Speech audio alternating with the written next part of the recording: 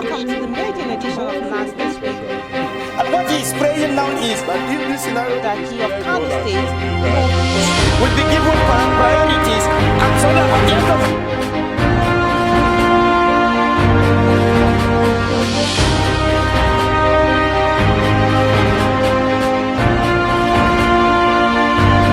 Exclusive interview with Eco Hot Blog TV, Honorable Wale Raji of Lagos State has this to say about his bills.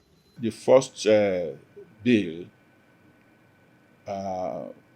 is an amendment to the Code of Conduct Bureau Act. The Act mandates every public officer that are qualified under the law, to declare their assets, to declare the assets of their spouses along with theirs. And given the difficulties, the challenges that people face, in complying with that act, we consider it necessary to relieve the public officers the burden of having to declare the assets of their spouses, because in reality, we know that you may not have full information about the assets of your spouse, So, and when you declare such assets, you are expected to depose to an affidavit to confirm the correctness of the information provided. So, particularly those in polygamous marriages, so the whole idea is to relieve the public officer this burden in view of the challenges, that it poses. And more so with the advancements in technology. Years back, there was no BVN. So, but today, no account is hidden.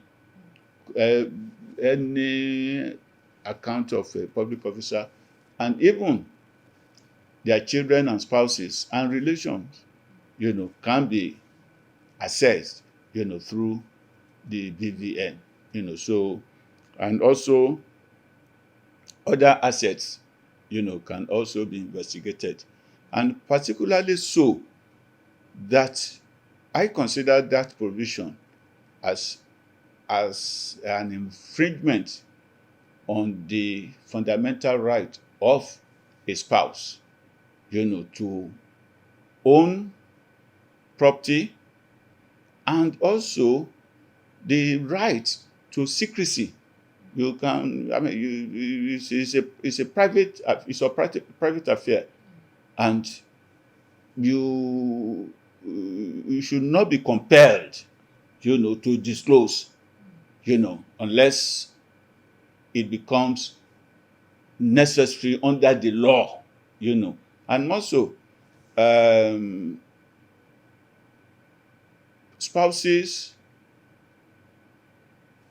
who are not employees of government, appointees of government, or elected officials, I don't think should enjoy the privacy of ownership of their assets. So, and that's what really informed that a bill. And the other one is on the amendment to the Nigerian Security and Civil Defense Corps Act, Establishment Act. To the bill, the amendment proposed is to expound the mandate of the Nigerian Security and Civil Defense Corps, to include schools security, So under this amendment we are proposing, the name will now be Civil Defense and School Security Corps, so that with what is happening now, that our students are no longer safe, in their schools. Kidnappers go in there, to kidnap them unchallenged. We remember the case of the Chibok girls.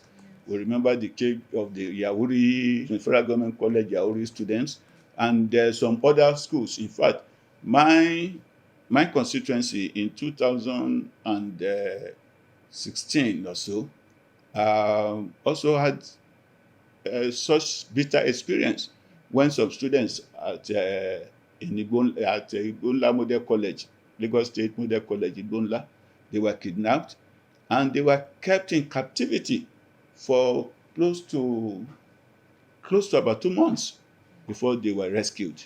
So it is to provide, such security, on a regular and structured basis. That's why we propose that the mandate of the Nigerian Security and Civil Defense Corps be expanded, to include schools security. It was based on my experience outside the country. In other clients like US, you have New York school security department, and some other states in the United States of America. So we feel that given the rising insecurity, is in our schools, so we need to make a standing arrangement, to provide such security. And I feel that to conserve cost, rather than proposing the establishment of a new outfit, we feel that expanding the scope of activities of the Nigerian Security and Civil Defense Corps, to include school safety, would be a way of achieving good results at minimal cost. So that's about that. The other one is on is an amendment to the Constitution to mandate to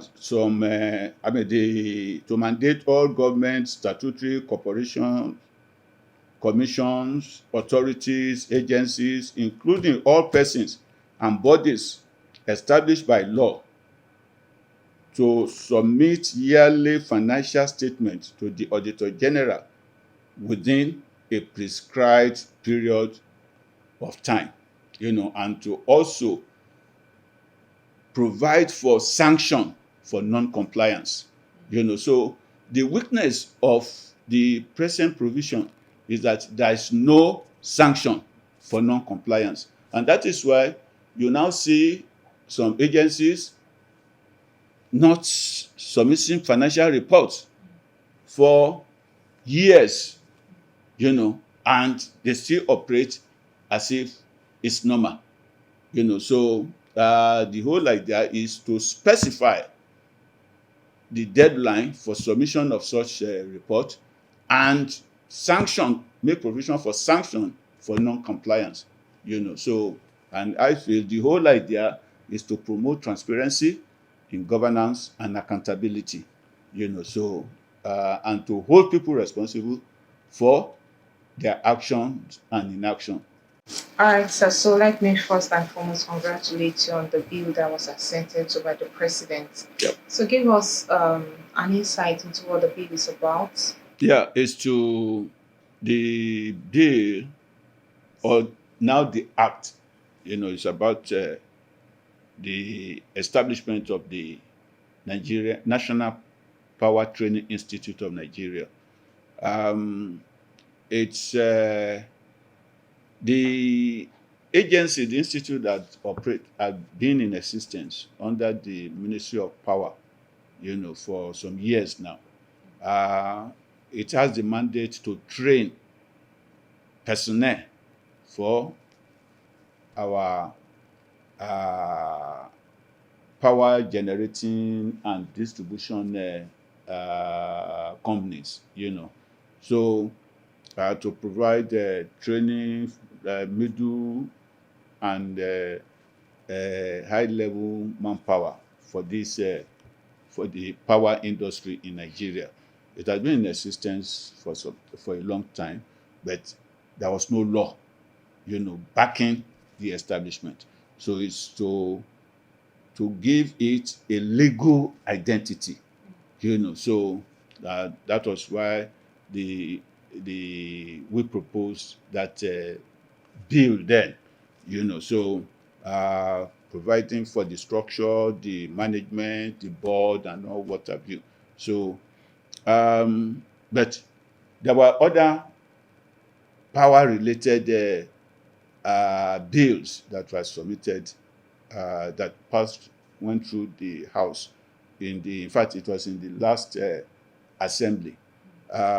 So all power-related bills were then consolidated, under the Power Bill 2023, So, and the section dealing with the establishment of National Power Training Institute, NAPTIN, was section 185 of the Constitution. So it's the consolidated bill that has now been assented to, by Mr. President Asiwaju Bola Ahmed Tinubu. That was sometime in June, So the implication of this is that now it has now conferred on the National Power Training Institute of Nigeria that legal status, So it can sue, it can be sued, and So that was what it's all about. So, and I'm happy that we proposed that bill, and it went through all the stages of law making up to the assent by Mr. President.